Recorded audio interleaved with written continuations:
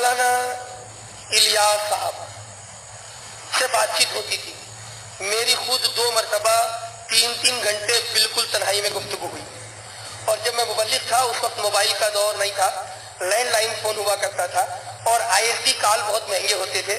تو post office میں جا کر رات میں 2 بجے 2:30 بجے اگر کال کرو تو وہ بھی رات کو جاگنے والا پوری رات جاگتا ہے اور دن کو سوتا ہے.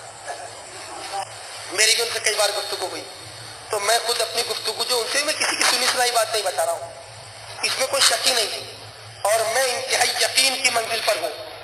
میری خود کی جو گفتگو ہوئی ان سے، اس گفتگو کے دوران بات یہ ہوئی کہ میں نے کہا حضرت مفتی عبدالعلیم صاحب کے یہاں بھی میں گیا تھا گھر پر، حضرت مفتی عبدالعلیم صاحب کے، اور حاجی غلام یاسین صاحب جنتا گلاس والے جو ناگپور میں ذمہ دار بنے پھرتے ہیں، انہوں نے ایک بار کہہ دیا تھا کہ ہم دیوبندی کی دال نہیں بولیں گے، سنی کا سین نہیں بولیں گے، اور میں امیر. تو مجھے 1-2 لڑکوں نے بتایا کہ یہ بول رہے ہیں کہ دیوبندی کا دال نہیں بولیں گے، سنی کا سین نہیں بولیں گے. میں مفتی عبدالعلیم صاحب کے یہاں گیا. میں نے کہا حضرت اصلاح ضروری ہے، ٹھیک ہے، نماز کی دعوت ضروری ہے، ٹھیک ہے، تبلیغی جماعت کا تحریک کے ذریعے جواب ضروری ہے، ٹھیک ہے، لیکن حضور آپ مجھ سے بڑے ہیں، میں آپ کے شاگردوں کے برابر بھی نہیں. میری یہ عرض ہے کہ جو کوئی ادارہ، جو کوئی تحریک، جو کوئی پیر اگر یہ کہے کہ ہم رد وہابیہ نہیں کریں گے یا رد وہابیہ کرنے سے روکیں گے، قسم خدا کی اگر دعوت اسلامی میں واقعی ایسا ہے اور مولانا الیاس قادری واقعی ایسے ہیں تو ساری دنیا میں سب سے پہلے دعوت اسلامی کو ناگپور میں لانے والا میں، سب سے پہلی مخالفت کرنے والا بھی میں ہی رہوں. مفتی عبدالعلیم صاحب حضرت نے فرمایا حضرت ایسا ہے بیٹا میں زیادہ بات نہیں کر سکتا، میں ہاتھ کا مریض ہوں، بیڈ ریسٹ ہے، میں زیادہ بات، آپ ایسا کرو نا مولانا الیاس قادری حضرت صاحب سے بات کر لیں. رات میں 2:30 بجے کے قریب فون لگایا، ان کو بات چیت ہوئی. تو میں نے کہا حضرت جو ہے رد وہابیہ کی اجازت ہونی چاہیے. میں نے بہت نرم لہجے میں بات کی. اب یہ اتنی زیادہ نرمی کے باوجود بھی ایسے ضدی ہیں کہ آپ نرمی سے بولو یا سختی سے. بالکل زمی ٹلت زما ٹلت ولیکن الیاس نمی ٹلت، ایسا اپنی مزاج پر ٹکا رہتا ہے یہ بندہ کہ میں نے اس سے بڑھ کر ضدی آدمی 4.5 سال کی زندگی میں نہیں دیکھا.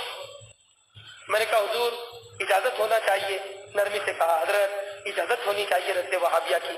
تو کہا کہ ہمارے مبلغین جو ہے زیادہ صلاحیت والے نہیں ہوتے ہیں تو ہم ان کو اجازت نہیں دے سکتے، اگر وہ اجازت دیں گے تو وہ کچھ بھی رد کریں گے، کچھ بھی الٹا سیدھا بول. دیکھا نہیں ہمارے بہت سارے مقررین کیسے الٹی سیدھے رد کرتے ہیں. تو میں نے کہا کہ ٹھیک ہے ہر مقرر ہر مبلغ کو اجازت نہ دیں آپ.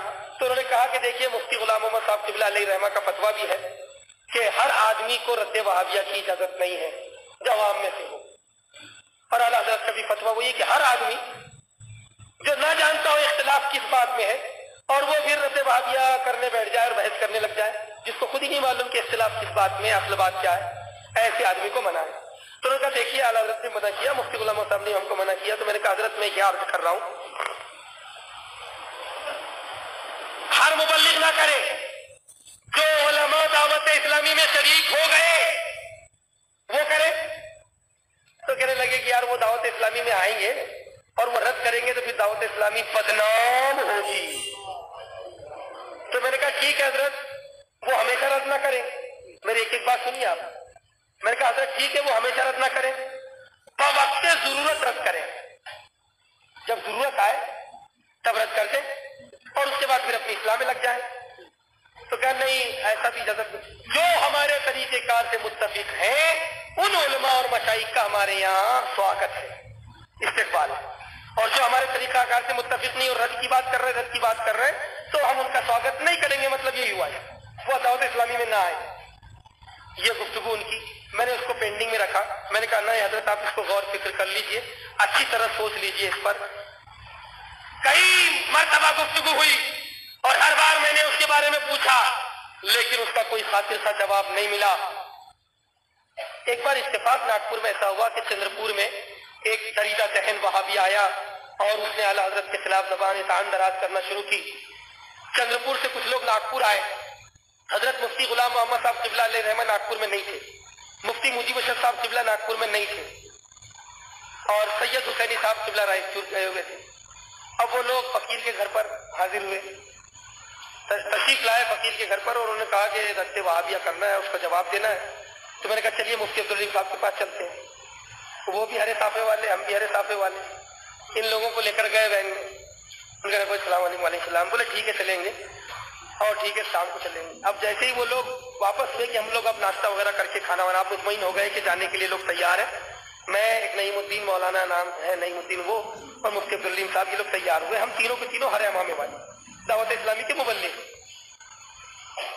اتنی عظیم شخصیت جن کے نام کے آگے مناظر اہل سنت لکھا ہے، انہوں نے فرمایا کہ ایسا ہے بابو کہ آپ ہرا امامہ مت پہنیے گا، دوسرا امامہ پہن لیجیے۔ میں نے کہا کیوں حضرت؟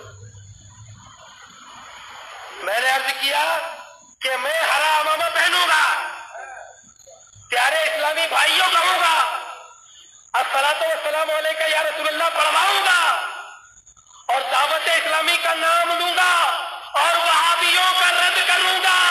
اگر دعوت اسلامی والوں کو برا لگے تو تمہاری دعوت تمہیں مبارک، اعلیٰ حضرت مجھے مبارک۔ بس اسی کے 6 مہینے کے بعد میرے دعوت اسلامی